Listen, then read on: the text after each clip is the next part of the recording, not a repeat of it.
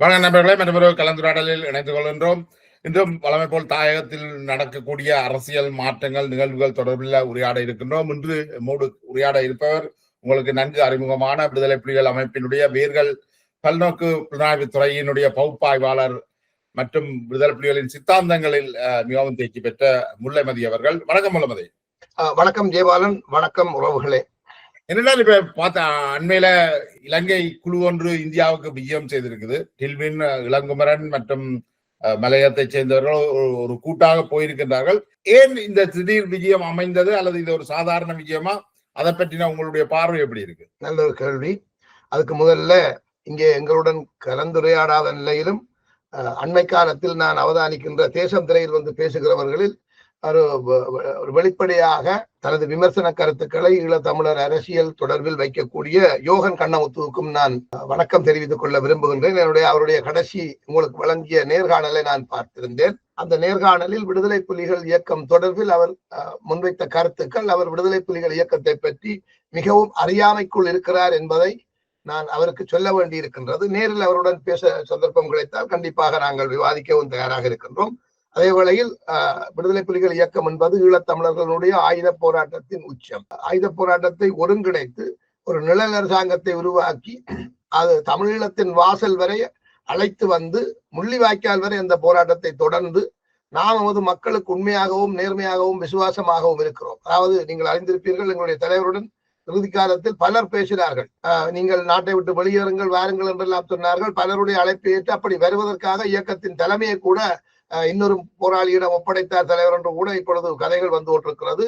சொர்ணத்திரம் பொறுப்பை கொடுத்தார் என்றெல்லாம் சொல்லுகிறார்கள். அந்த அளவுக்கு அரசியலை ஏற்றுக்கொண்டு செயல்பட்டவர் தான் தலைவர் பிரபாகரன். ஆனால் உயிருக்காக இனத்தை பலி கொடுத்த ஒரு தலைவன் என்று தலைவர் பிரபாகரனையோ அல்லது தளபதி என்று தலைவர் பொட்டம்மானையோ யாராவது விழிப்பதை நான் வன்மையாகவும் மென்மையாகவும் கண்டிக்கின்றேன். ஏனென்றால் அது உங்களுடைய அறியாமை. எங்களுடைய போராளிகளோ அல்லது தலைவர் உட்பட எங்களுடைய எந்த ஒரு உண்மையான போராளியும் உயிர் வாழ்வை பற்றி நாங்கள் சிந்திப்பதில்லை. சிறை அல்லது கல்லறை பற்றி எங்களுக்கு கவலை கிடையாது. அப்படி எல்லாம் இருந்திருந்தால் 2009 மே 18 எங்களுடைய இயக்கம் முடிவுக்கு வந்ததுக்கு பிறகு 2010 டிசம்பர்ல இருந்து உலகத்துக்கு தெரியாத நான் வெளியில் வந்து பச்சை குத்தி கொண்டு விடுதலை புலிகள் இயக்க போராளி என்று சொல்லி கொண்டு இருக்க மாட்டேன். கல்லறை அல்லது சிறையறை எங்களை எப்பவுமே வரவழைக்க காத்திருக்கிறது. நாங்களும் அதை எதிர்கொள்ள காத்திருக்கிறோம். அப்படியானவர்களாகத்தான் நாங்கள் எங்கள் மக்களுக்கும் மாவீரர்களுக்கும் போராளிகளுக்கும் உண்மையாக இருந்தவர்கள். ஆகவே யோகன் கண்ணமுத்து தன்னுடைய அந்த கருத்தை மீள் பரிசீலனை செய்து கொள்ள வேண்டும். விடுதலை புலிகளை பற்றி அவர் நன்றாக அறிந்து கொண்டு பேச வேண்டும். அதை நான் அவருக்கு சொல்லுகிறேன் என்றால், அவர் ஆக்கப்பூர்வமான கருத்துக்களை அரசியல் சார்ந்து இலங்கை பிரச்சனை தொடர்பாக ஆழமான புரிதலோடு அவர் இரண்டு தரப்புகளையும் பற்றிய தனது விமர்சனங்களை முன்வைக்கின்றார். ஆனால் அவர் விடுதலை புலிகள் இயக்கம் பற்றி அவர் வைக்கின்ற விமர்சனம் அடிப்படையில் தவறாக இருக்கிறது. ஒரு வெறும் அரசியல் கட்சியின் தலைவர்கள் தங்களுடைய இருப்புக்காக எங்களுடைய இனத்தை பலி கொடுத்தது போல விடுதலை புலிகள் இயக்கத்தின் தலைமை தமிழினத்தை பலி கொடுத்தது என்ற கருத்தை அவர் முன்வைத்ததை அவர் திரும்ப பெற்றுக் கொள்ள வேண்டும். அது ஒரு தவறான கருத்து என்பதை நான் இந்த இடத்தில் பணிவன்புடன் கேட்டுக்கொள்கின்றேன். இரண்டாவது, உங்களுடைய கேள்வி, தமிழ் சூழல்ல நாங்கள் ஒரு கற்பனவாதத்துல இருக்கிறோமோ என்னென்றால், இப்ப ஜெயலலிதா முதலமைச்சராக இருக்கைக்குள்ள ஜெயலலிதா சொன்னால் எனக்கு ₹1 சம்பளம் காணும், நான் அரசாங்கத்திலிருந்து ₹1 எடுக்கிறேன். ஆனா எங்களுக்கு தெரியும் ஜெயலலிதா காலகட்டத்துல மிக மோசமான ஊழல் அங்க நடந்தேன். ஆனால் பிரித்தானியா போன்ற நாடுகள்ல, பிரித்தானியா கனடா போன்ற நாடுகள்ல எல்லாம் அவர்களுக்கு வந்து சம்பளத்துல அவர்களுக்கும் அந்த தங்களுடைய வாழ்க்கையை கொண்டு போறதுக்கான அந்த சம்பளம் அதை தியாகம் செய்கிறேன் எல்லாம் நடிக்க வேண்டிய அவசியம் ஜெயலலிதாக்கு இருக்கீங்க. அதே மாதிரி நான் நினைக்கிறேன் ஜெயபாலன், நாங்கள் திசை மாறி போகாமல் உங்களுடைய கேள்விக்கு நான் நேரடியாக பதில் சொல்ல விரும்புகிறேன். டில்வின் சில்வாவுடைய தில்லி பயணம் தொடர்பில் நான் கருத்து சொல்ல இருக்க வேண்டும். ஏனென்றால் மக்களை நாங்கள் நேரத்தை வீணடிக்க கூடாது. டில்வினை நான் பாராட்டுகிறேன். இது சிங்கள தேசத்தின் அரசியல் கலாச்சாரத்தின் ஒரு பகுதிதான். எங்களுடைய மூத்த எழுத்தாளரான திருநாவுக்கரசு இதை வலியுறுத்தி திரும்ப திரும்ப பல இடங்களில் கூறியிருக்கின்றனர். சிங்களவர்கள் தங்களுடைய அரசியல் செயற்பாடுகளில் மிகவும் மதிநுட்பமாகவும் தொலைநோக்காகவும் செயற்படுகிறார்கள். அவர்கள் பலகீனப்படும் போது தங்கள் எதிரிகளின் கால்களிலேயே விழுந்து விடுவார்கள். ஆனால் தங்களை மீண்டும் அவர்கள் சரியான பலப்படுத்திக் கொண்டு நிமிரும் பொழுது அவர்கள் கால்களை பிடித்துக் கொண்டு எழும்புகிறார்கள். தமிழர்களின் கால்களை பிடித்துக் கொண்டு எழும்பும் போது தமிழர்கள் பிடரியடிபட விழுந்து நிலை குலைந்து நிர்மூலமாகி போகிறார்கள். அந்த வகையில் சிங்களவர்களின் அரசியல் மிகவும் மேம்பட்டுத்தான் இருக்கிறது என்பதை அவர் சொல்லியிருக்கின்றார். அந்த அடிப்படையில் டில்வினுடைய இன்றைக்கு தில்லி பயணம் தொடர்பில் எப்படி எங்களுடைய மக்கள் புரிந்து கொள்ள வேண்டும் என்பதை நான் சொல்லுகின்றேன். உங்களுக்கு தெரியும், இந்தியா 2 தடவைகள் ஏவிபியை கருவறுப்பதற்கான செயற்பாடுகளில் இலங்கையோடு கைகோர்த்து நின்று செயல்பட்டது. முன்னர் ஒரு முறை நான் நினைக்கிறேன் ஸ்ரீமாவன் காலத்திலோ ஏவத்னாவின் காலத்துல இந்தியா ஜேவிபியை அழைத்தது, இந்தியாவை அழைத்தது இலங்கை அரசு. அவர்கள் நேரடியாக இந்திய படைகள் வந்து ஜேவிபியை ஒரு கை பார்த்து விட்டு போனாங்க. பின்னர் இலங்கை இந்திய ஒப்பந்த காலத்தில் இலங்கை இந்திய ஒப்பந்தத்தை எதிர்த்து சிங்கள தேசியவாதத்தை மிக தீவிரமாக கையில் எடுத்துக்கொண்டு இந்தியாவின் உடைய முயற்சியை எதிர்த்து, அதாவது வடகிழக்கை தற்காலிகமாக இணைத்து அயலில் இருக்கிற 2 மாகாணங்கள் விரும்பினால் இணைந்து கொள்ளலாம் என்ற ஒரு சரத்தை அதில் வைத்திருக்கிறார்கள். ஆனால் 9 மாகாணங்களில் 7 மாகாணங்களும் சிங்களவர்களுடைய மாகாணம், அது 7 இணைந்துதான் இருக்கிறது. தமிழர்களுடைய தாயகமான வடகிழக்கை இணைப்பதில் கூட இந்தியா ஒரு நேர்மையான ஒரு ஆரோக்கியமான முடிவை எடுக்க தவறி அது வடகிழக்கை தற்காலிகமாக இணைக்கிறேன், விரும்பினால் அவர்கள் இணைந்து கொள்ளலாம் என்று சொன்னார்கள். இதை அப்பொழுது இந்தியாவுக்கு ஆலோசனை சொல்லப்பட்டது. ராஜீவ்காந்தி தரப்புக்கு இந்த டிக்ஷித் போன்றவர்களுக்கு சொல்லப்பட்டது, நீங்கள் வடகிழக்கை நிரந்தரமாக இணைத்து முஸ்லிம்களுக்கும் ஒரு அழகோடு சேர்த்து நீங்கள் வேண்டுமென்றால் வலியுறுத்துங்கள், அதில் ஒரு அர்த்தம் இருக்கிறது. ஆனால் நீங்கள் வடகிழக்கு தற்காலிக இணைப்பு என்று சொல்லிவிட்டீர்கள், நாளைக்கு கிழக்கில் இருக்கிற சிங்களவர்களும் முஸ்லிம்களும் சேர்ந்து தாயகத்தை 2ஆக பிரித்து விடுவார்கள், தமிழர்களின் எதிர்காலம் பாழாகி போய்விடும். இந்த அரசியல் பின்னணிகள் யாருக்கும் தெரியாமல் பேசக்கூடாது. ஆகவே டில்வின் சில்வா இன்றைக்கு தில்லிக்கு போயிருக்கிறார் என்று சொல்லி சொன்னா, நீங்கள் டில்வின் சில்வா உள்ளாடை அணிந்து கொண்டு போனாரா அணியாமல் போனாரா என்று விமர்சிக்கக்கூடிய அளவுக்கு தான் அவருடைய பயணம் இருக்கிறது. ஏனென்றால் அனுரகுமார் திசாநாயக்காவை பொறுத்தவரை அவர் இன்றைக்கு நாட்டின் தலைவராக இருக்கின்றார். அவர் தேசிய மக்கள் சக்தியினுடைய பிரதிநிதியாகத்தான் இன்றைக்கு அங்க இருக்கிறார். அவர் ஜேவிபி கட்சியை சேர்ந்தவராக இருந்தாலும் அவர் அங்க இருக்கிறார். ஆனால் ஜேவிபியின் பொதுச் செயலாளரே டில்லிக்கு வருகிறார் என்றால் அரசியலை அவர்கள் எவ்வளவு தூரம் ஆழமாக புரிந்திருக்கிறார்கள் என்பதும், சிங்கள தேசத்திற்காக சிங்கள தேசியத்திற்காக அவர்கள் அரசியலை எப்படி முன்னெடுக்கிறார்கள் என்பதையும் நாங்கள் புரிந்து கொள்ள தவறுவமாக இருந்தால் நாங்கள் படும் முட்டாள்களாக இருக்கும். இதே விடயத்தை, இதே அரசியல் கலாச்சாரத்தை, இதே செயற்பாடுகளை விடுதலை புலிகள் இயக்கம் ஒரு விடுதலை போராட்ட இயக்கமாக இருந்து செய்தது. ஆனால் அதை வெளியே பேசுவதற்கு யாரும் இல்லை. அதாவது தமிழர்களின் விடுதலைக்காக ஆயுதமேந்தி போராடிய போது எங்களுக்கு ஒரு பின்தளமாக தமிழ்நாட்டை பயன்படுத்துவோம் என்ற முடிவை அனைத்து இயக்கங்களும் எடுத்தார்கள். அங்கே 6.5 கோடி தமிழ் மக்கள் இருந்ததனாலே அப்பொழுது இந்தியா எங்களை தன்னோடு வைத்துக் கொள்வதற்கு விரும்பியது. இந்திரா காந்தியினுடைய பார்வையும் நியாயமாக 2 சிங்கள தமிழர்கள் தொடர்பில் இலங்கை வரலாறு தொடர்பில் புரிதலோடு இருந்த காலம். அப்பொழுது இந்திரா காந்திக்கு பின்னர் வந்த ஜெயவர்தனா, அதாவது ராஜீவ்காந்தி 83ஆம் ஆண்டு இனப்படுகொலையின் பின்னர் இந்தியா எடுத்த நிலைப்பாட்டின்படி தமிழர்களுக்கு தனிநாட்டை அமைத்துக் கொடுக்க முடியாது, அது இலங்கையில் பிரிவினை ஏற்படுத்துவது இந்தியாவை பல கூறுகளாக்கி விடும் என்ற அடிப்படையில், அமிர்தலிங்கத்தினுடைய கருத்துக்கு அடிப்படையில் அதாவது திரும்ப பெற முடியாத அதிகாரங்கள் இன்றைக்கும் தமிழரசு கட்சி சிங்கள அரசியலை பார்த்தும் இந்தியாவை பார்த்தும் உலகத்தை பார்த்தும் கேட்கிறது. திரும்ப பெற முடியாத அதிகாரங்கள் தாருங்கள். இந்தியா அதை செய்யாது என்று நான் ஏற்கனவே உங்களுக்கு சொல்லிவிட்டேன். இந்தியாவால் அதை செய்ய முடியாது. அதனால் தான் அவர்கள் 83இல் அந்த முடிவை எடுத்தார்கள். தமிழர்களுக்கு தனிநாடு பிரித்து கொடுக்க முடியாது, ஏனென்றால் அவர்களே வேண்டாம் என்று சொல்லிவிட்டார். அவர்கள் கேட்கிற ஏனைய தீர்வுகளை எங்களால் பெற்றுக் கொடுக்கவும் முடியாது, பரிந்துரைக்கவும் முடியாது. அதனால் அவர்களுக்கு தனிநாடும் இல்லை, ஒரு தீர்வும் இல்லை. அவர்கள் அங்கே பேசிக் பிரச்சனைக்கு தீர்வு காணவும் என்று இந்திரா காந்தி இருக்கும் பொழுதே ஆர் வெங்கட்ராமன் தலைமையிலான இந்திய பாதுகாப்பு அமைச்சும் அவர்களுடைய கொள்கை வகுப்பாளர்களும் சேர்ந்து முடிவெடுத்து விட்டார். இப்ப இந்த முடிவெடுத்ததுக்கு பின்னாலே அமிர்தலிங்கம் இருந்தார், தமிழர் அரசியலுடைய பலகீனம் இருந்தது, அதை விட்டுருவோம். ஆனால் ஜேவிபியினுடைய அரசியலுடைய சாணக்கியத்தை நாம் தவறாக புரிந்து கொள்ளக்கூடாது. டில்வின் சில்வா உள்ளாடையோடு போனாரோ இல்லையோ என்று கேட்கிறவர்கள் அவர்கள் சிங்கள மக்கள் கேட்டுக்கொள்ளலாம், தங்களுடைய உறவுகளை இழந்தவர்கள் கேட்டுக்கொள்ளலாம், தாங்கள் செய்தது சரிதான், இந்தியா தங்களுக்கு செய்தது அநியாயம் என்று நினைக்கிறவர்கள் கேட்டுக்கொள்ளலாம். ஆனால் நாங்கள் கேட்டுக்கொள்ளக்கூடாது. அவர்கள் தங்களுடைய அரசியலை இன்றைக்கு சரியாகத்தான் செய்கிறார்கள் என்றதை நாங்கள் புரிந்து கொண்டு நாங்கள் செய்ய வேண்டும். இங்கே புலிகள் இந்த டில்வினுடைய இன்றைய நடவடிக்கையை நேற்றைக்கு புலிகள் எங்கெங்கெல்லாம் செய்தார்கள் என்று நான் இங்கே சொல்ல வேண்டியதனுடைய கடமை.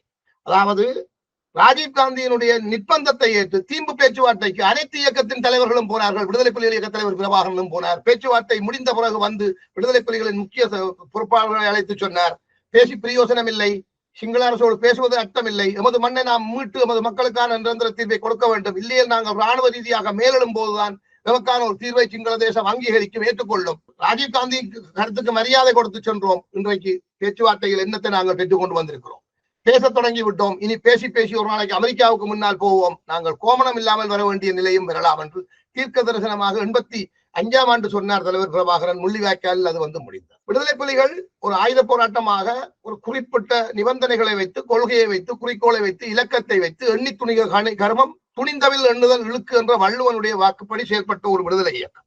நமது இயக்கத்தின் செயற்பாடுகளில் சில சரிவிலைகள் இருக்கலாம், அரசியல் முடிவுகளில் சில பாதக சாதகங்கள் இருப்பது போல தோன்றலாம். கனடிய அமைச்சர் முன்னாள் அமைச்சர் பொப்ரே கூறியது போல விடுதலை புலிகள் அதனுடைய செயற்பாடுகளில் சில பயங்கரவாத சாயல்கள் இருக்கிறது. அவர்கள் விடுதலை போராளிகள் என்ற அந்த தத்துவார்த்த உண்மையை எல்லாரும் புரிந்து கொள்ள வேண்டும். இன்றைக்கு பல சந்தர்ப்பங்களை விடுதலை புலிகள் இயக்கம் வழங்கியது.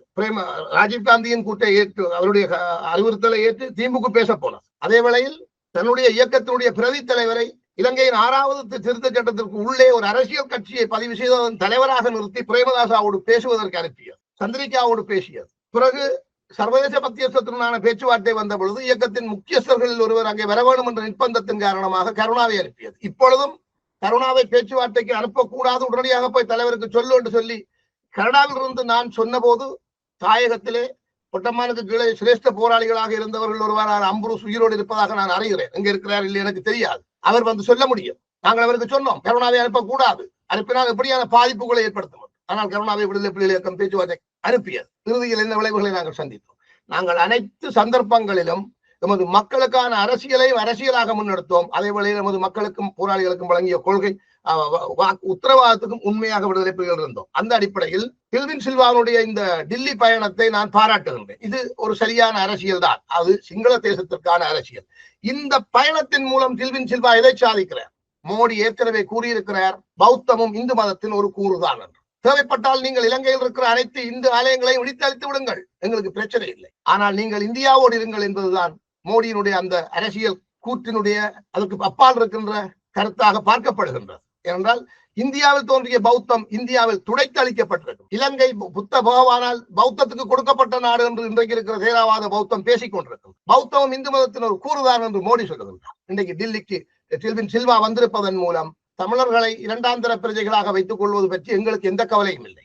இலங்கை இந்திய ஒப்பந்தத்துக்கூடாக கொண்டு வந்த மாகாண நடைமுறையை நீங்கள் விரும்பினால் நடைமுறைப்படுத்திக் கொள்ளுங்கள், இல்லையாட்டில் அதை கைவிடுங்கள். அதை பற்றி எங்களுக்கு ஆட்சேபனை இல்லை. ஆனால் தமிழர்களையும் சேர்த்துக் கொண்ட அரசியலாக தமிழர்களை குழம்பாமல் பார்த்துக் கொள்ளுகின்ற வேலையை நீங்கள் செய்ய வேண்டும் என்ற செய்தியைத்தான் இந்தியா சிங்களவர்களுக்கு சொல்கிறார். ஆக இந்தியாவை எதிர்த்து, இந்தியாவின் நிலைப்பாடுகளை எதிர்த்து, இந்தியாவின் விரிவாக்கத்தை எதிர்த்து போராடுகிறோம் என்று சொல்லிக் கொண்டிருந்த இடதுசாரிய இயக்கம் ஒன்று பல 2 தடவைகள் இலங்கை இந்திய அரசுகளால் கருவறுக்கப்பட்ட இடதுசாரிய இயக்கத்தினுடைய பொதுச் செயலாளர் இன்றைக்கு டில்லிக்கு வந்திருக்கிறார். ஆக விடுதலை புலிகள் முள்ளிவாய்க்காலுக்கு வரும் பொழுது தலைவர் வரட்டும், பொட்டம்மான் வரட்டும், முக்கியமான தளபதிகள் வரட்டும், அந்த நாட்டில் போயிருக்கட்டும், இந்த நாட்டில் போயிருக்கட்டும் என்று பல கோரிக்கைகளை 15ஆம் தேதி வரையும் தொடர்ந்து விட்டுக் கொண்டிருந்தார்கள். ஆனால் விடுதலை புலிகள் இயக்கம் தலைவரும் தெளிவாக சொன்னார்கள், நாங்கள் எமது மக்களோடு தான் இங்கு இருக்கிறோம், நாங்கள் எங்களுடைய அரசியல் துறையினரை அனுப்புகிறோம், அவர்களோடு நீங்கள் பேசி அல்லது அவர்களும் கூட இந்த மக்களுக்கு நீங்கள் பெற்றுக் கொடுப்பதை பெற்றுக் கொடுங்கள், நாங்கள் எங்கள் மக்களுக்கு எதை சொன்னோமோ அதைத்தான் செய்வோம். ஆக விடுதலை புலிகள் இயக்கம் ஒரு அரசியல்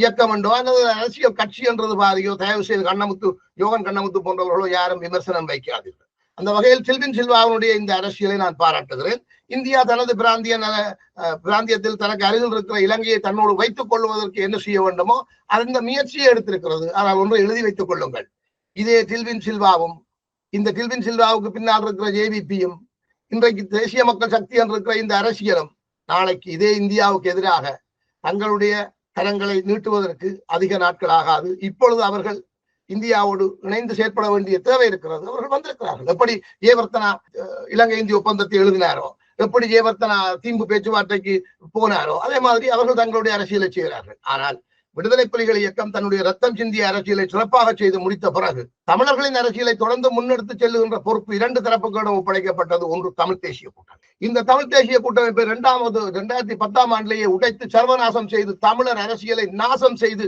இன்றைக்கு தமிழரசு கட்சியை இல்லாமல் பண்ணி தமிழர் அரசியல் என்று ஒன்றே இல்லை, தமிழர்களுக்காக பேசுவதற்கு என்று அழைப்பதற்கு யாரும் இல்லை என்ற நிலைமையை உருவாக்கியதற்கு பொறுப்பானவன் சம்பந்தனின் சகபாடிகளும் கஜேந்திரகுமாரும் செல்வராஜா கஜேந்திரனும் அவங்களுக்கு பின்னால் உள்ளவர்கள். இப்படி இவர்கள் தங்கள் அரசியலை நாசம் செய்கிறார்கள் என்று தெரிந்த பொழுதுதான் நாங்கள் மீண்டும் எங்கள் மக்களுக்காக வெளியில் வந்தோம். திலிவண்ண கூறினது மாதிரி எங்கள் மக்களுக்காக நாங்கள் எந்த சந்தர்ப்பத்திலும் வெளியில் வருவோம் என்று நான் வந்து திலீவன் வெளியில் வருகிறோம் என்ற ஒரு கோஷத்தை வைத்தோம். அந்த கோஷத்தை பறித்துக் கொண்டு கண்டிரோட்டை திலீவன் வழிப்பயணமாக மாற்றியது கஜேந்திரகுமார் தரப்பினுடைய அரசியல். இந்த துரோக அரசியலுக்கு பின்னால் யாரெல்லாம் இருந்து துணை செய்தார்களோ அந்த துரோகிகள் தான் தமிழ் மக்களுக்கு பதில் சொல்ல வேண்டியவர்கள் விடுதலை புலிகள் ஆகிய நாங்கள் அல்ல. இதே வேளையில் உங்களுக்கு இன்னொரு விடயத்தையும் நான் இங்கே பதிவு செய்கிறேன். இந்தியா 2ஆக எப்பொழுதும் இருந்தது. இந்தியாவின் ஒரு பகுதி எங்களுக்கு ஆதரவாகவும் ஒரு பகுதி எங்களுக்கு எதிராகவும் இருந்தது. இங்கே ஒரு பிரசங்கமாக நான் நடத்தி கொண்டிருப்பதற்கு காரணம் எங்களுடைய இளம் தலைமுறையினருக்கு இந்த விடயங்கள் தெளிவாக தெரிய வேண்டும் என்பதற்காக நாங்கள் தொடர்ந்து வலியுறுத்தி வருகிறோம். இந்தியாவின் பாதி எங்களுக்கு எதிரானது, பாதி எங்களுக்கு ஆதரவானது. அதை நாங்கள் எங்களுடைய விடுதலை போராட்ட காலம் முழுவதிலும் நாங்கள் கண்டு வந்திருக்கிறோம், இன்றைக்கும் பார்க்கிறோம். 2009 மே 18 இந்த ஆயுத போராட்டம் முடிவுக்கு வந்ததுக்கு பிறகு அது ரகசியமாக செய்திகளை சொல்லிக் கொண்டிருந்தது. எஞ்சிய போராளிகளை வாருங்கள், ஜனநாயக வழிக்கு வாருங்கள், ஜனநாயக வழிக்கு வாருங்கள், தமிழர்களின் பேராளர்களாக உங்களை நாங்கள் ஏற்றுக்கொள்வோம், சரியாக வாருங்கள். வித்தியாதரன் என்ற ஊடகவியலாளனை களத்தில் இறக்கி விட்டு ஜனநாயக போராளிகள் என்ற ஒரு பேரில் ஒரு அரசியல் கட்சியை உருவாக்கியது. இன்றைக்கு டிக்டாக் தளத்திலவே பாத்தீங்கன்னா அந்த ஜனநாயக போராளிகள் கட்சியின் தலைவன் சினிமா பாடல்களை போட்டுவிட்டு காட்சி கொடுத்து கொண்டிருக்கிறார். இதுக்கு இந்தியா பொறுப்பா, அல்லது அவன் பொறுப்பா, அல்லது அவனை வழிநடத்துகிற இலங்கை உளவுத்துறை பொறுப்பா, அல்லது எங்களுக்கு எதிரான இந்தியாவில் இருக்கிற மிச்ச பாதி பொறுப்பா? யார் பொறுப்பு? அல்லது எஞ்சிய போராளிகள், அந்த ஜனநாயக போராளிகள் என்ற அந்த அரசியல் கட்சியை தங்கள் கையில் எடுத்து தகுதியான போராளிகள் முன் வந்து நின்று இந்த அரசியலை கையில் எடுத்து தொடர்ந்து போராடாமல் விட்டது இவர்களுடைய பொறுப்பா? தலைவர் பிரபாகரன் மீது குற்றம் கூறுகிறீர்களே, அல்லது விடுதலை புலிகள் மீது குற்றம் கூறுகிறீர்களே. ஒட்டம்மானுக்கும் தலைவரும் தங்களுடைய உயிர் பாதுகாப்புக்காக பல பைத்தியங்களே பேசுகிறார்கள். நாங்கள் சிலரை தூண்டி கூட விட்டிருக்கிறோம். இந்த கருத்தை வெளியில் கொண்டு வாருங்கள், நாங்கள் உடைத்தறிய வேண்டும். நான் உங்களுக்கு கூட சொல்லி வந்தேன் நன்மை. இப்படி எல்லாம் சிந்திக்கிறார்கள். அதெல்லாம் அப்படி எல்லாம் இல்லை. இடைக்கால தன்னாட்சி வரை ஒன்று தமிழ் புத்திஜீவிகளும் விடுதலை புலிகள் இயக்க தலைவரும், விடுதலை புலிகள் இயக்கத்தின் சார்பில் விடுதலை புலிகள் இயக்க தலைவரும் முக்கியமான போராளிகளும் இணைந்து அதை உருவாக்கி பரிசீலித்து இலங்கை அரசாங்கத்திடமும் சர்வதேச மத்தியஸ்தத்திடமும் கொடுத்தோம். ஆனால் அவர்கள் எங்களை பயங்கரவாதிகள் என்று போரில் இழுத்து அளித்தார்கள். நாங்கள் போராடி முடித்து விட்டோம். தொடர்ந்து நீங்கள் இதே விஷயத்தை நீண்ட காலமாக சொல்லி வாருங்கள். நீங்களும் விடுதலை புலிகளை சொல்லி வாருங்கள். எனக்கு ஒன்று விளங்கியல் என்னென்றா, நீங்களும் சரி விடுதலை புலிகளும் பிரபாகரனும் சொன்னதுகள் செய்ததுகள் எல்லாம் சரியென்றா, ஏன் நாங்கள் இதுல வந்து நிக்கிறோம்? நீங்கள் திருப்பி மற்றவர்கள் மீது குறை சொல்றதா தான் இருக்கு. உங்களுடைய தவறுகளுக்கு நீங்கள் மற்றவர்கள் மீது குறை சொல்றீங்க. சம்பந்தர்ல குறை சொல்றீங்க. ஓகே, சம்பந்தர் உங்களோட துவக்குக்கு பின்னால தெரிஞ்சவர். நீங்கள் துவக்கில்லாம தண்டை வாழ்ல வலிக்கிட்டார். இல்லை, இது எத்தனை நாளைக்கு நீங்கள் இதே கதையை நீங்க சொல்லுவீங்க? நல்ல ஒரு கேள்வி ஜெயபாலன். சம்பந்தர் எங்கட துவக்குக்கு பின்னால வரவில்லை. 1990ஆம் ஆண்டு இந்திய அமைதிப்படைகள் வெளியேறிக் கொண்டிருக்கும் பொழுது எஞ்சிய ஏனைய இயக்கங்களை இந்திய அமைதிப்படையுடன் வந்திருந்த டிபிஆர் இயக்கங்களை இலங்கை அரசுக்கு பின்னால் அது நிலைநிறுத்தி விட்டு போறது. அப்பொழுது தமிழ் புத்திஜீவிகள், இன்றைக்கு உயிரோடு இல்லை தலாக்கி சிவராம், திரும்ப தலையில் அடித்துக் கொண்டு சொன்னார், சின்னவன் சொல்லு, மாத்தே அன்னைக்கு சொல்லு, தலைவருக்கு சொல்லுங்க. அதாவது இவங்க எல்லாருக்கும் பொது மன்னிப்பு வழங்கி பாராளுமன்றத்துக்குள்ள கொண்டு இருத்துங்கோ, இந்த வெள்ளவட்டி கல்லறை கலையுங்கோ, இல்லையா நீங்க உங்களுடைய ரத்தஞ்சிந்திரதாரி ஒரு புண்ணியமும் வராது, எங்களுடைய கருத்தை நாங்கள் சொல்றோம்டாப்பான்னு சொல்லி தலாக்கி சிவராம் பலமுறை எங்களுக்கு சொல்லிக் கொண்டு வந்தேன். எனக்கு 90ஆம் ஆண்டுதான் தலாக்கி சிவராமை அறிமுகமானேன். எனக்கு அவரை யார் என்று தெரியாத நிலையில் நான் வவுனியாவுக்கு அனுப்பப்பட்ட பொழுது அங்கிருந்து எனக்கு அவர் தொடர்பு தரப்பட்ட பிறகு அவர் சொல்லிக் கொண்டு வந்தார். ஆக தமிழ் தேசிய கூட்டமைப்பு என்ற ஒன்றை உருவாக்கி அதற்கு யாரை தலைவராக போடுவது என்ற கேள்வி வந்த பொழுது இருக்கிற மிதவாத அரசியல் கட்சிகளில் ஒன்றை முன்னிறுத்தாமல் விடுதலை புலிகள் அதற்கு தலைமை தாங்க வருவார்களாக இருந்தால் அவர்கள் மீது அபாண்டமான பழி சுமத்தி இந்த மிதவாத அரசியல் எதிர்த்து கொண்டிருக்கும். ஏனைய இயக்கங்களுக்கும் எங்களுக்கு இருக்கிற முரண்பாடுகளை, குழப்பங்களை ஏற்படுத்தி கொண்டிருக்கும். ஆகவே நாங்கள் அரசியலுக்கு போக வேண்டாம் என்றுதான் சம்பந்தனிடம் அந்த தலைமைத்துவத்தை கொடுத்தோம். ஆனால் புலிகள் பேசிக் கொண்டிருக்கும் பொழுதே சம்பந்தன் நோர்வேக்கு கூப்பிட்டு சொன்னார், இந்தியாவுக்கு சொன்னார், புலிகளோடு பேசி பயனில்லை, நாங்கள் ஏற்கனவே சந்திரிகாவுக்கு சொன்னோம், யாழ்ப்பாணத்தில இருந்து வன்னிக்க விரட்டு, வன்னிகளில் வச்சு கொண்டு அவர்களை அழி நீலன் தீர்வு பொதி எழுதுகிறார் என்று நீலன் தீர்வு பொதியை எழுதினார். ஏவர்த்தனாவின் மருமகன் கிழித்து எரித்து விட்டார். இன்றைக்கு நீலனையும் புலிகள் எரித்து விட்டார்கள் என்று சொல்லி சொன்னார். இதுக்கு பிறகுதான் இவர்களை வச்சு கொண்டு ஒரு அரசியலும் செய்யலான்ற நிலைமையில் பாலசிங்கம் போய் தமிழரசு கட்சிக்கு என்ன வேலை கொடுத்திருக்கிறோம் என்றதை போய் ஊடகத்துல சொல்ல வேண்டி வந்தது. நீங்கள் புலிகள் இப்படி பேசுகிறார்கள், அப்படி நாங்கள் அப்படி ஒன்றும் பேசல. நீங்கள் தவறாக புரிந்து கொண்டு அல்லது நீங்கள் ஒரு நிலைப்பாட்டை நீங்கள் தொடர்ச்சியாக மற்ற ஆக்கள்ல தானே பிள்ளை சொல்றீங்க. நாங்கள் பிள்ளை விட்டதுக்கு இவதான் காரணம் என்று மற்றாக்கள் மீது இருக்கிற பிள்ளையோ எங்களுடைய பாத்திரத்தில் நாங்கள் சரியாக இருக்கும் போது, நாங்கள் எங்களுடைய பாத்திரத்தில் சரியாக செயல்படும் போது மற்றவர்கள் செய்கிற பிள்ளையத்தான் எங்களால சொல்ல. மற்றவர்கள் எல்லாம் பிள்ளை செய்கிறேன் தானே எல்லாத்தையும் நீங்கள் பொருட்படுத்தினீங்கள். அதுக்கு பிறகு திருப்பி வந்து நின்று நீங்கள் எல்லாரும் பிளவிட்டதாலதான் நாங்கள் பொருட்படுத்தினாங்க ஜெயபாலன். அப்ப மற்றவர்கள் எல்லாரும் ஒதுங்கி இருக்க வேணும். ஒதுங்கி இருந்தவர்கள் அவர்கள் ஒதுங்கி இருக்கவில்லை, ஒருபோதும் ஒதுங்கி இருக்கவில்லை. ஏனைய இயக்கங்களுடைய ஆயுதங்களை நாங்கள் வாங்கினோம். அவர்கள் இந்திய படைகளுடன் வந்து ஆயுதங்களோடு நின்று நமது மக்களுக்கு எதிராக செயல்பட்டார். அவர்கள் வேற என்ன செய்வார்கள் என்று நீங்க எதிர்பார்க்கிறீங்க? அவர்களுடைய இடத்தில் விடுதலை புலிகளாகிய நாங்கள் இருந்திருந்தால் நாங்கள் ஒதுங்கி இருந்திருப்போம். எங்களுடைய ஆயுதங்களை பறித்து விட்டார்கள். போராட்டத்தை ஒரு தலைமைத்துவத்தின் கீழ் ஏதோ கொண்டு வந்து விட்டது, இல்லை இபிஆர்ல ஏதோ ஒரு இயக்கம் கொண்டு வந்து விட்டது என்றது உறுதியாகி இருக்குமாக இருந்தால் எங்களுடைய இயக்கம் அறிவிச்சிருக்கும். அனைத்து போராளிகளும் வீடுகளுக்கு சென்று விடுங்கள், நமது மக்களுக்காக நாங்கள் போராடி 2009 உங்கள்ட்ட எல்லாம் பறிச்சாச்சல்லோ. அப்ப அரசியல்ல இருந்து ஒதுங்க வேண்டியதானே? ஏன் அப்ப இருக்கிறீர்கள்? இங்கதான் நீங்க பிளவுறீர்கள். நாங்கள் அரசியலில் இருந்து ஒதுங்குவதற்கு விருப்பம் இல்லாமல் இருக்கிறோம் எங்கேயாவது சொன்னாங்களோ? இந்த அரசியல் நாங்கள் திரும்பி தூக்கி வச்சு கொண்டு இந்த சாக்கடைக்கு படத்திருக்கோம் சொன்னாங்க. அரசியல் செய்யுங்க புலிகளை என்றைக்காவது மக்கள் வந்து கேட்டவர்களா வந்து அரசியல் செய்து உங்களை யாரும் கேட்கிறா? இபிஆர்ல செய்யல நான் கேட்கிறாங்களோ? நான் செய்கிறேன், எனக்கு விருப்பம் நான் செய்கிறேன்.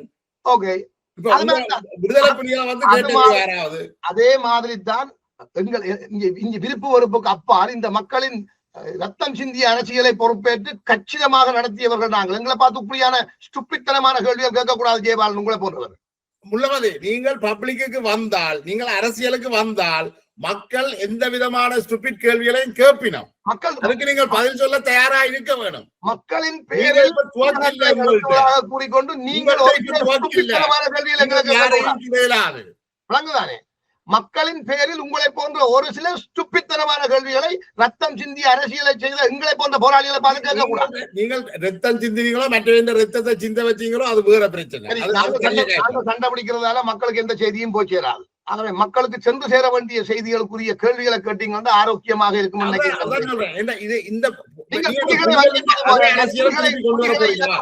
புலிகளை இலக்கு வைத்து ஜெயபாலன் தயவு செய்து யோகன் கண்ணமுத்து நேற்று உங்களோடு பேசிக் கொண்டிருந்த பொழுது கூட அவர் ஒரு கருத்தை சொன்னார். ஏன் புலிகள் இந்த பிரச்சனையில் ஒரு தீர்வுக்கு போகையில் என்ற ஒரு கேள்வியை நீங்கள் வச்ச போது அவருடைய அறிவுக்கு அவர் சொன்னார், அவர்கள் ஒரு பிரச்சனைக்கு தீர்வு கண்டு விட்டால் பிறகு தலைவர் பிரபாகரன் பொட்டம்மானுடைய எதிர்காலம் என்னென்று கேள்வி வச்சு பதில சொன்னார். அது அவருடைய நிலைப்பாடு. அதோடு மக்கள் அவர்களை வருத்து விடுவார்கள் என்று சொன்னார். அந்த கருத்தை அவர் முன்வைக்கும் போது நீங்கள் ஒரு ஊடகவியலாளனாக இருந்து கொண்டு சொல்றீர்கள் அவர்களை ஒரு தேர்தலுக்கு பிறகு மக்கள் ஏற்றுக்கொண்டிருக்க மாட்டார்கள் என்று சொல்றீர்கள்.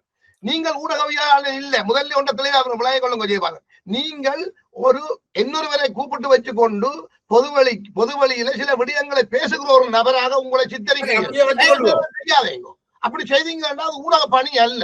இது ஒரு என்ன சொல்றது சிட்டிசன் ஜேர்னலிசம். இது மக்கள் சார்பில் நான் பேசுறீங்க. நீங்க முச்சந்தி முரளி மாதிரி பேசுறீங்க. அப்படியே இருந்துட்டு போடும். அப்ப இப்படியான வெட்டித்தனங்களை எல்லாம் நீங்கள் செய்து கொண்டிருக்க ஒரு தேசிய இனம் அழிஞ்சு போவதா ஐயா? கொஞ்சம் மனச்சாட்சி உங்களுக்கு வேண்டாம். இன்றைக்கு நான் ஒரு கேள்வி வரைக்கும் சரத்துக்கு பிரச்சனை இல்லை ஜெயபாலன். நான் சொல்ற கேளுங்க, அது உங்களுடைய கருத்து. ஜெயபாலன் ஒரு தனி மனிதனுடைய கருத்து. 52 இயக்கங்கள் உருவாகிறது ஆயுதம் தூக்கி கொண்டு. உலகில் பல விடுதலை போராட்டங்கள் ஆயுதம் தூக்கி கொண்டு தான் போராடினது. முள்ளமதி 18 வயசுல என்ன செய்யறன்னு தெரியாமல் கொஞ்சம் பேர் அதிரலின் சுழந்ததால வந்த பிரச்சனை. அது 18 வயசுல அது வந்திருக்கலாம். ஆனால் தலைவர் பிரபாகரன் முள்ளிவாய்க்கால வரைக்கும் அவருக்கு 18 வயசு அல்ல. நீங்கள் இப்படிதான் கழிச்சு நேரத்தை மெனக்கெடுத்தாங்க ஜெயபாலன் பிளீஸ். நீங்கள் அதாவது நான் உங்களுக்கு சொல்றேங்க, இந்த அரசியலை முன்னெடுக்கிறீங்க. இப்ப தமிழர்களை ஒரு குடையின் கீழ் அணிதிரட்டி தமிழர்களுக்கான நியாயமான தீர்வு ஒன்றை கேளுங்கள். தமிழ் பேசும் மக்களுக்கான ஒரு கூட்டணியை உருவாக்குங்கள். இஸ்லாமிய தமிழர்களையும் மலையக தமிழர்களையும் எல்லோரையும் ஒருங்கிணைத்த வடகிழக்கை தமிழர்களின் தாயகமாக நிலைநிறுத்தி ஒரு பேச்சுவார்த்தை சூழலுக்கு இலங்கை அரசாங்கத்தை கொண்டு வரக்கூடிய அளவுக்கு ஒரு அரசியல் தலைமைத்துவத்தை கட்டமையுங்கள். அதை உடைக்கிறார்கள் என்று தெரிந்த பொழுதுதான் நாங்கள் திரும்பி அரசியலுக்கு வர்றோம். அதாவது 2010ஆம் ஆண்டு கவனமாக கேட்கணும் ஜெயபாலன்.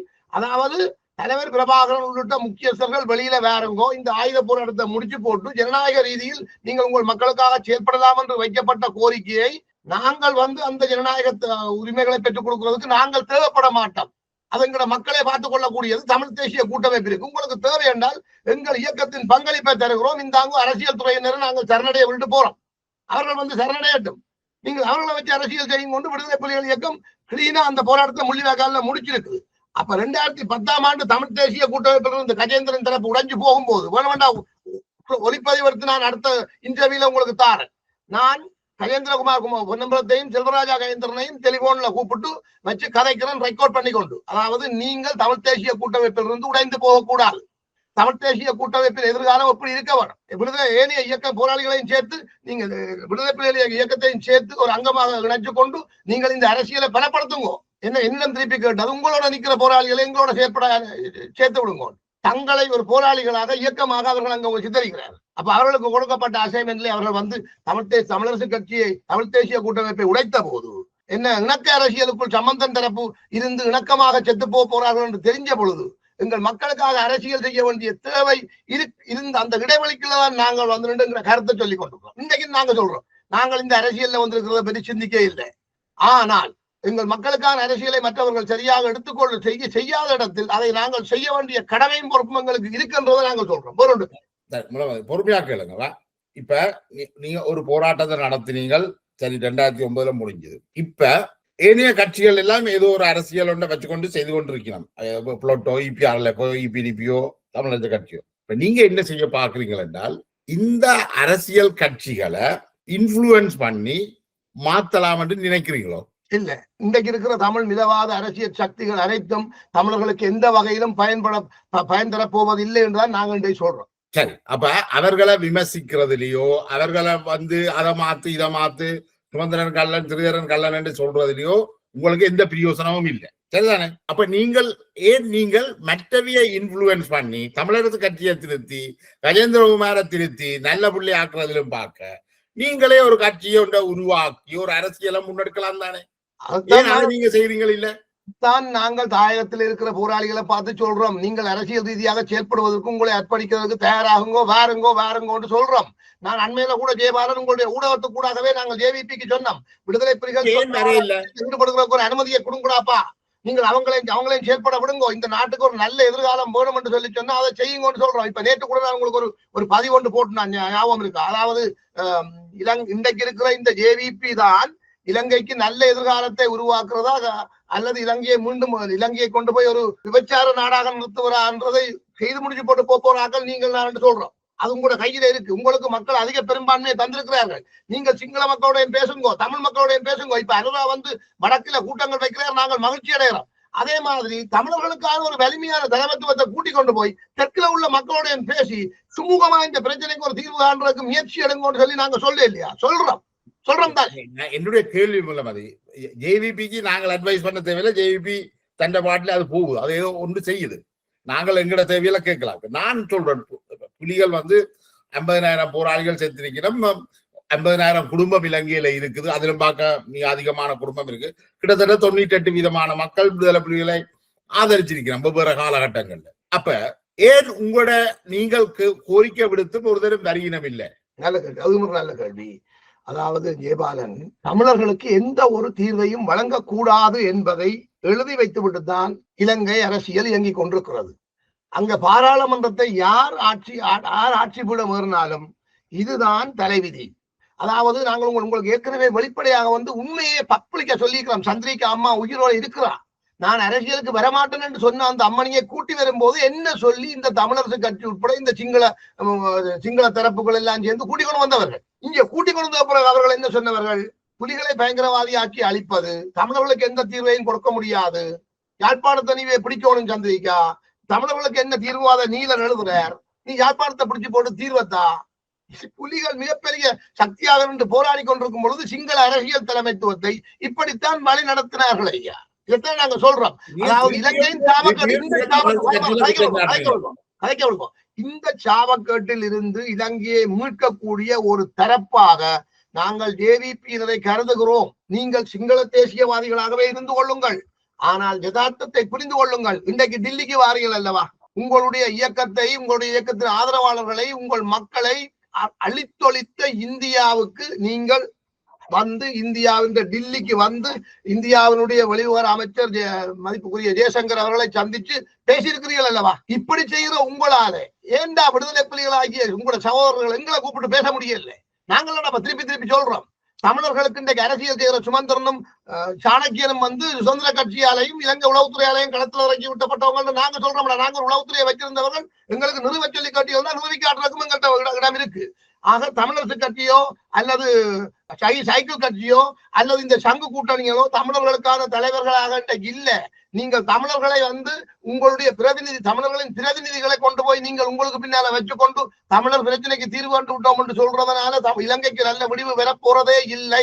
இந்தியா தனது தேவைக்காக உங்களை கையாளும், நீங்கள் உங்களோட தேவைக்காக இந்தியாவை பயன்படுத்துவீர்கள். ஆனால் இலங்கையின் எதிர்காலம் பாழ்பட போகுது.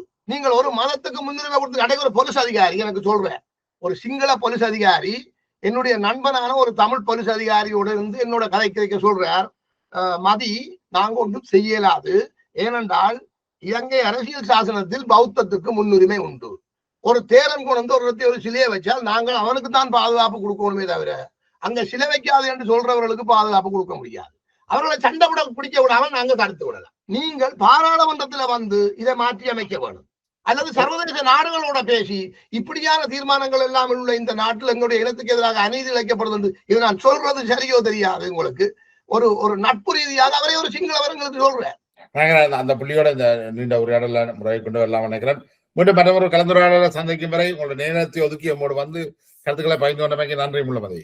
நன்றி, வணக்கம் ஜெயபால்.